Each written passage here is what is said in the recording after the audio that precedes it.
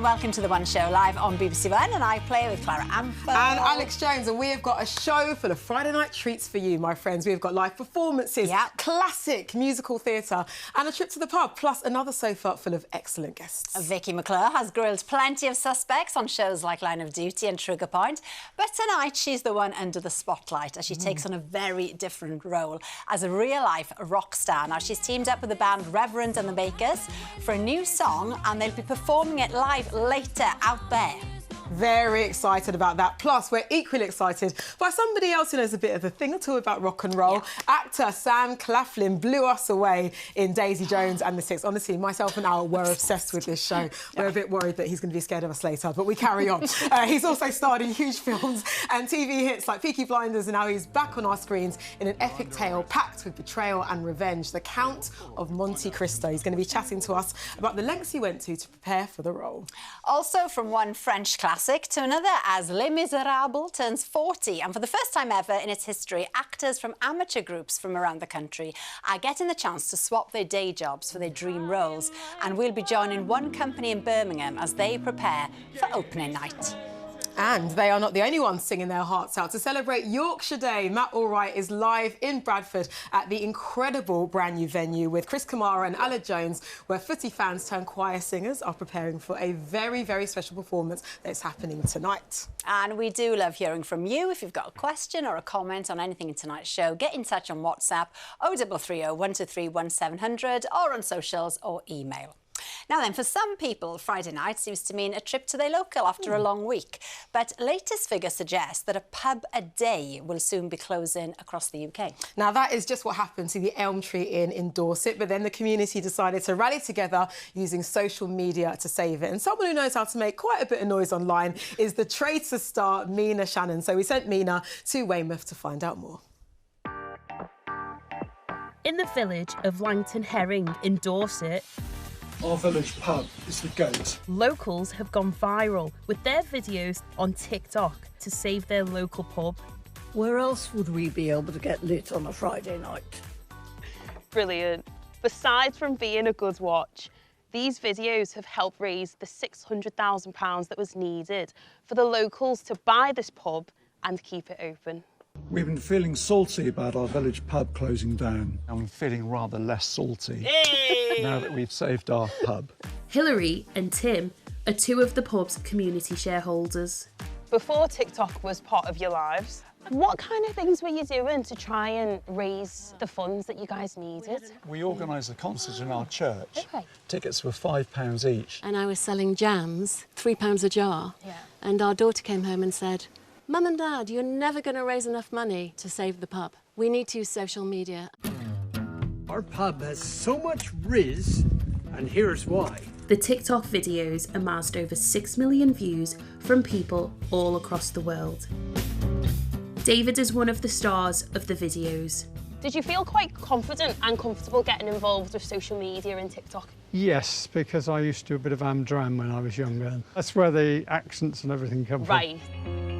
Community pub ownership is on the rise, with over 217 being successfully run across the UK. We really value communities who band together to buy and save their local pubs, and we appreciate that it's not an easy task, but over 90% of community pubs have a long-term survival rate.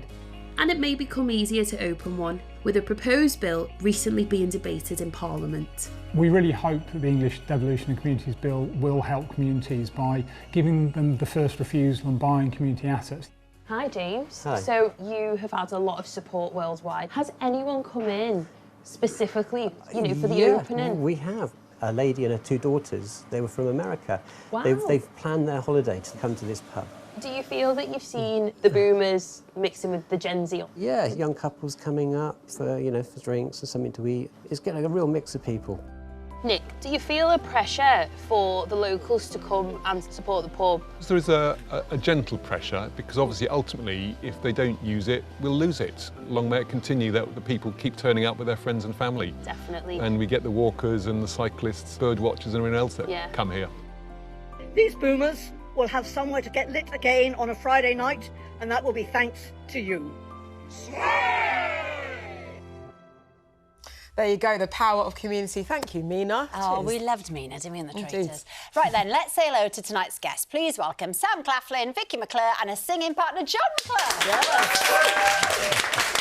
A wonderful sofa for a Friday. Now, Sam, we're going to talk to you about your brilliant new series very, very soon. But first, Vicky and John, let's talk haircut. Let's talk work in men's club, where you shot it, and just that culture and what it means to you. Yeah, I guess me and Vicky have got a thing called Day Fever, which is like a daytime disco thing we do, and a lot of the whole thing, my culture, Johnny, Vicky's partner who did the video, is the working man's club, the pub. It's kind of a shared thing, you know, and I think I'm very pleased with the results. I think it looks great. It does really look good. So this collaboration then, the song, by the way, is about kind of partners taking each other for granted in a way, isn't it? But how did this come about? I mean, people will be very excited, Vicky. You're now like a rock star. Sure. As John called you, polymath. She does it all. I learnt a new word today as well, which is great. No, look, we're all friends. It came about. John spoke to Johnny, my husband, who then spoke to me, and I went, no chance. I don't really know what it is, what you're asking me to do. And then he sent me the song, and I was like, oh, I like the song. And then we recorded it in, 45 minutes or something? Yeah. In his house? We did the Day Fever thing, and Vicky was on the stage at Rock City, and they cleared all the dancers off, and she was on her own on the stage. And I'm like, Johnny, Vicky's a rock star. She's got to make a record. And here she is. I've just spent a lot of time as a kid in front of the mirror. Like, genuinely giving it that, you know, like, not expecting to do anything with it, genuinely, but, you know, I love to sing. You know, with the Dementia Choir, I've always promoted people singing and trying to do it without worrying about how good you sound, or if you're not like Whitney, Adele, if you haven't got that kind of voice, it doesn't mean you can't sing. Everyone's got their own voice. It's just, I didn't even know if I had one or what it was. And so, you know, it's the variety of life. Just try something. It's fun, isn't it? It's not. Yeah, exactly. And it's a banger. I think we need a Vicky McClure album. That's what we need. No pressure, but I think we do too. Definitely. Now, Sam, you are no stranger to performing. As we mentioned earlier, you took on the role of Billy Dunn in the incredible Daisy Jones and the Six. Now, myself and Alan, everybody at home wants to know. Yes. Will there be a second season? And if not, would you go on tour and do like a one-off sort of tour, one-off show with your fellow castmates? I can't speak for everyone. I can speak for myself, and I'd say I think we'd love to. It's just not, you know, it's not in my hands. It's not my decision, unfortunately. I think getting 6 actors all together with our schedules, you know, obviously if we were a band, if we were musicians, our schedules would be aligned, but we're all actors and we all have families and we're all from different parts of the world, so... But we could help with that. We really should. Maybe, you know, this pub was brought back from social media. Maybe there's a way that we can get this going. But, yeah, the desire is there, but it's, Good to know. Ready to play the tambourine on regret. Just have that noted. Now, Vicky and John, we've got to talk about another connection between you two, them Gallagher brothers. So, John, you played on the farewell tour with Oasis. Vicky, you got to announce the reunion tour with Oasis. What is it like sort of being in that bubble with all that excitement around such an iconic band? It's been amazing. I mean, I've been twice because I'm a massive groupie, and Noel absolutely just taking the Michael with the guest list from Noel, but... How many times have you been now? Like twice, but I'm like thinking I might text Uncle Noel for Wembley and I'll see if I can slide in. But just really emotional. They're such a big part of all our collective consciousness, and I'm not going to lie, I cried like 3 times at Eden Park. It's just so obviously had a little rave up with Vicky and Johnny at Cardiff, and just amazing. Well, this is the thing, Vicky. I mean, I saw you when I went last weekend with my brother. You're getting your live singing. You got to announce the reunion show. Now, tell us, keeping that secret, was it one of the hardest things you've ever had to do in your life? How long did you know for? Like a couple of months. It was, it was long enough. An hour would have been too much. Do you know what I mean? And it was an honour, and it was crazy because I got dates and like venues in my head, and I'm thinking, don't say anything. Amazing. I think Oasis coming back is a massive, massive uplift for the country. I really do. I feel like people can go back to that moment in time, nostalgia, the music, the fact that 2 brothers have come together. I think it's a beautiful thing. And I've got to say, you know, me and John went to the first one, and I went and saw you. It's It's such an amazing feeling. Like, it's the working class are back. That's how it feels. Yeah. You know. Yeah, it's one. Yeah. Well, we should say Reverend and the Maker's new single Haircut is out now. And a reminder that you can hear Vicky and John here perform live outside at the end of the show.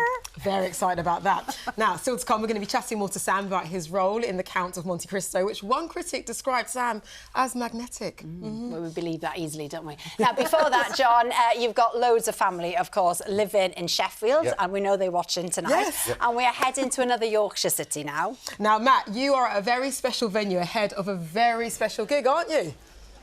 That's it. Okay, oh, yes, I am in Bradford Live, which is probably Bradford's newest auditorium, and it's an old 1930s cinema that has been converted and is this incredible space. Do you know the last person to perform here was your dad, Alex, Tom Jones, in 1968, but today we are here with a very special group of people to celebrate Yorkshire Day!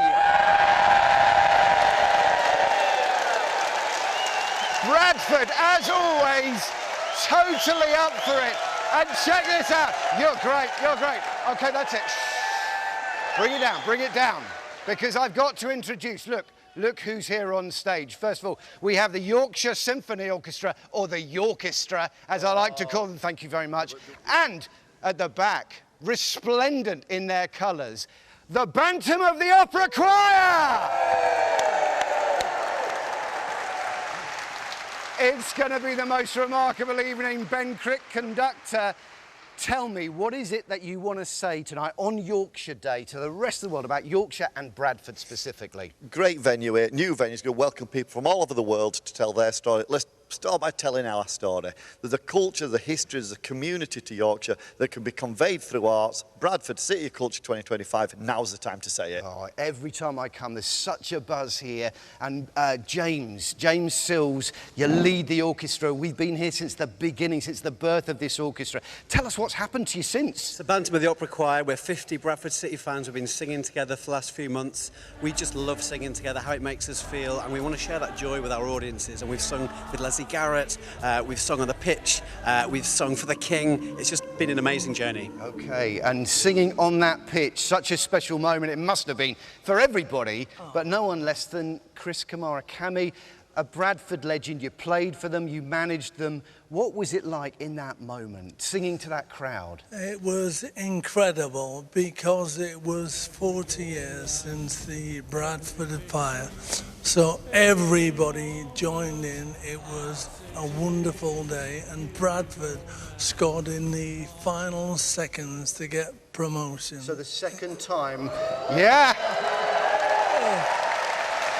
Second time you've helped Bradford reach a promotion. Cammy, I heard you in rehearsals. It's so great to hear you in such good voice. Isn't it, everybody? Yeah. Sounding great. Alid, you're not from Bradford originally, are you? I am actually from Bradford. The whole Welsh thing is a con. I'm from Yorkshire. There we go. What is it about this group of people, this choir? You've been in so many choirs. I've sung with millions of choirs, but you know what? I walked into the room and heard these guys sing for Songs of Praise, and they were brilliant. They sing from the heart, they sing from the soul. They are definitely my favourite choir. And you've got to meet some very special people. Eileen here is my duet partner. Eileen, why do you love singing in this choir, being part of this? Because everybody's so friendly, and it's one big happy family. It's really wonderful. Eileen, well, we can't wait to hear you sing. We're going to have a little taste now. As I say, and I'm very proud to say, Bantam of the Opera Choir, take it away!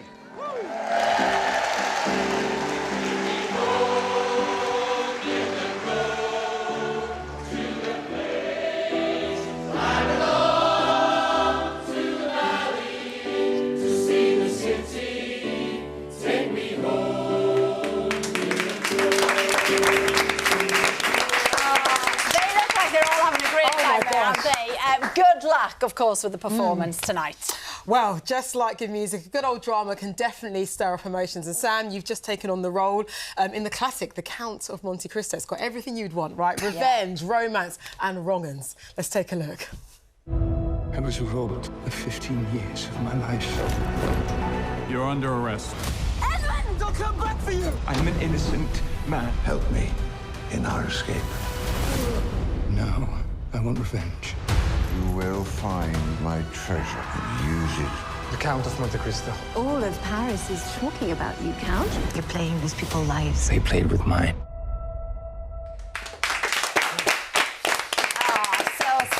You play Edmund, who's falsely imprisoned for treason, but then, in a turn of events, he sort of pretends to be this, the Count of Monte Cristo, I can remember his name.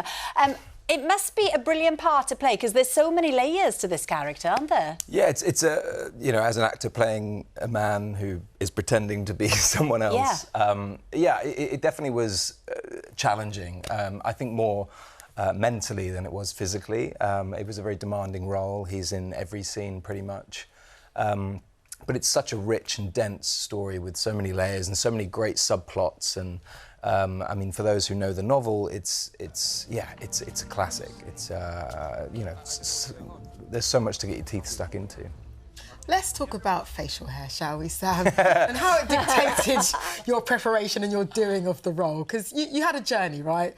Yeah, well, I think they gave me the option. They said, do you want to have a fake beard? Because the decision was made quite early that he would have a beard as the Count, because that would sort of make him look different than when he was... Because no one's meant to recognise him. But he goes back to see all the same people. Everyone's like, oh, who's this guy? So we decided a beard would be the thing that covers his face, and I wanted it to be my own beard rather than fake beard. So yeah, we sort of started with all the Count stuff, so the latter episodes first, and then did this monstrosity of a look, which took 3 hours every morning of like individually laying on hair after hair, because again they wanted it to look authentic and real rather than some fake plastic beards, you know. So it was intense, and then we finished with the younger look, when I was really tired and exhausted and probably looked the oldest I'd ever looked. But, no, absolutely not. And you star in this with acting royalty, Jeremy Irons. Did you get to socialise? Well, I've actually worked with Jeremy before, but he kind of came in for 2 weeks in the middle, and it was like a breath of fresh air. We didn't have huge amounts of time to socialise outside of the filming schedule. But I have just worked with his wife, actually, and spent more time socialising with her, and I've also worked with his son, so I feel like I'm getting through the family one by one. You're like Sinead, Jeremy. So, yeah, but, he's an amazing actor, and it was so much fun to work with. And you've starred in so many great films, you know, from The Hunger Games to Pirates of the Caribbean, and you've got some more exciting news. Harlan Coben, new thriller's coming out. Bill Nighy is playing your dad. Talk to us about working with him, because another icon. Another icon, and again, fortunate to say that it wasn't my first time working with him either, but the first time kind of working really solidly. But he's just such a generous and kind and wonderful gent. I say that in the traditional sense of the term. He's just a gentleman. He's the sort of man that would open doors, you know, doff his cap if he had one. Always in a great suit. Just the most impeccably dressed man you've ever seen. And it's a thriller. There's a lot of twists and turns, as Harlan Coben does best.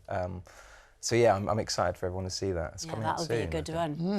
And talking of drama, Vicky, we've got to ask the question that we ask every time. And you can blame Adrian Dunbar this time, because he's set the rumour mill going again, and he's making it sound like it's more concrete this time. That's Adie for you, though. He's a chatty.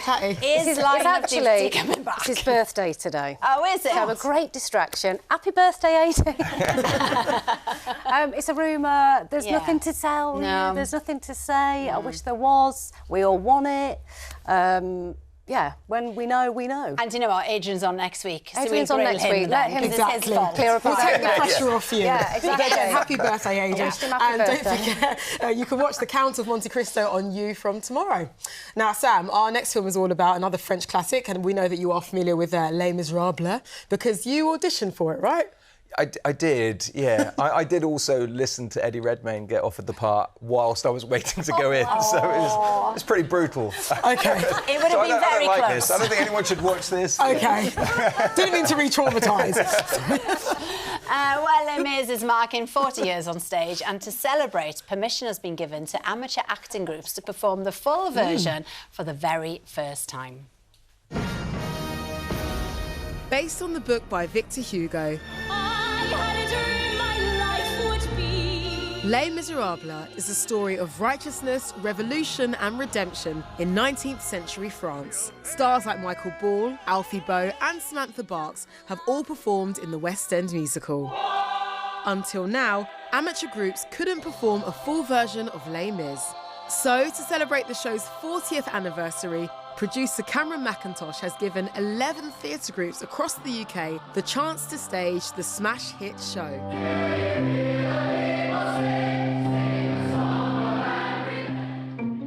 For many, this will be the biggest show they'll ever stage. The Birmingham and Midland Operatic Society is in final rehearsals ahead of their run at the Alexandra Theatre. We never thought that, you know, the ultimate musical would ever become available to amateurs, so to get selected to present it was just huge.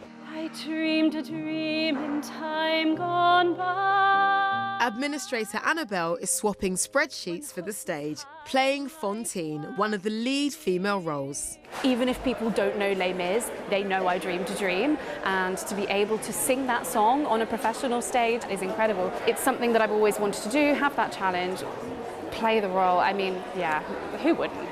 It's Fantine. Singing to the arrest, no talent, tell. Director Stephen Duckham is adding his own creative choreography to the show, with the cast moving the set between scenes. I decided that we would choreograph the scene changes with the company rather than have, you know, people in black moving stuff around, to keep the interest and the excitement of the story, really. I'm the props department. It is a big challenge. There's a lot of props that you have to make sure you get the right period. I work for a bank and do quality assurance, so to do this part-time in the evenings and at weekends, it's a massive change. What's the matter with you, Cosette? Taking on the role of Cosette is Ismay. In the day, I teach small children baby ballet. I've gone to watch shows at the Alexandra Theatre growing up, so to be on the other side is just going to feel incredible. Students from the University College Birmingham, led by Head of Hair and Makeup Molly, make sure everyone looks straight out of revolutionary France. Everyone's really keen, everyone really wants to help out. Fantine's quick change, it's 17 seconds long and I have to take one of her wigs off in the wings, in the dark, so I'm a bit nervous. I'm hoping it's going to be fine. Come on, dearie! I enjoyed doing the makeup. It's like researching it and getting it like on point so it like matches with like the time it's set and like where it's set. Special education needs teacher Will Neal is playing the lead role of Jean Valjean. He gave me strength to journey on. Going from Mr. Neal to Jean Valjean, it's very different. It's quite demanding. No! Oh! He's doing it! He's flying! Yay! Jean Valjean, his actual character arc is vast, really. I think it's the best part ever written for a male. God on high,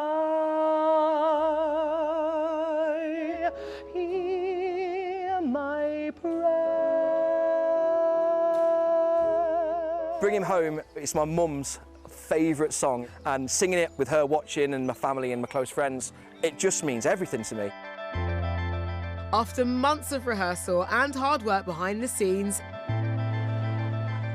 it's showtime.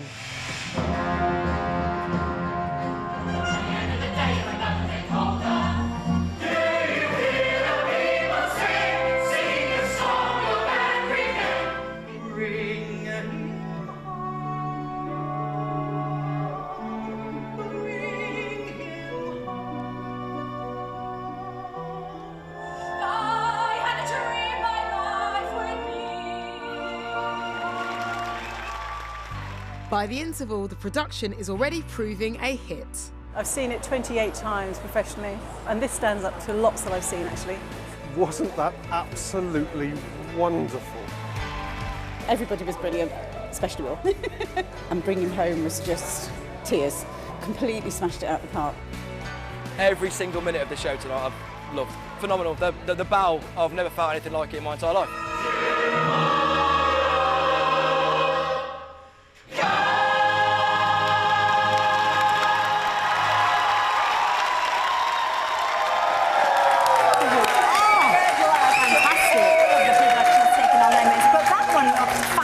I'd go go and see that in a heartbeat. 100%. So many messages coming through. Sam, your fellow people from Norwich do ask, Rob wants to know, 007. They reckon you'd be great. Do you fancy it? Sure. Great answer. Yeah. You'd be perfect. No, I don't know. I've got... it's sure. hard I'm not going to answer, say no isn't if it, someone's It's very difficult. And Sue and Jennifer both have the same thing to say, which is, we love Sam, great actor. Aww. There you are, what a note to finish Always on. loving the one That's show. all we've got time for tonight. A big thank you to our guests. Now, Ronan Keating is back with me on Monday with guests Leanne Pinnock, Aid Edmondson and Helen George. Reverend and the Makers have a big 20th anniversary homecoming gig in Sheffield at the end of the month, but right now, here they are with Vicky McClure performing the new single from their forthcoming album, Is This How Happiness Feels? Right now, live on The One Show, this is Haircut. You got your haircut, I didn't notice. I'm sorry, girl. I'm sorry, girl. How did we get this way? Are you looking to apportion blame for the fact that we're not conversing? Evidently, we stopped observing many of the smallest things. I forgot to give you free rings. Anniversary days keep blurring. Never meant to be late from working. You wanna go where you're going to. I wanna know where you're going to. We're ships in the night just passing through. Now I just want to say, you got your haircut, I didn't notice. I'm sorry, girl. I'm sorry, girl. You got your haircut, I didn't notice. I'm sorry, girl. Yeah. When did we get like this? Start gonna bed with no kiss. I could write you 1,000 verses about how me and you's not working. When did we get this way? Cause you never wanna take no blame for the fact that we're not conversing. Definitely I made things worse when I cooked up a storm, made a meal for one. Not once did I ask if you wanted some. I need to know what have we become, yeah.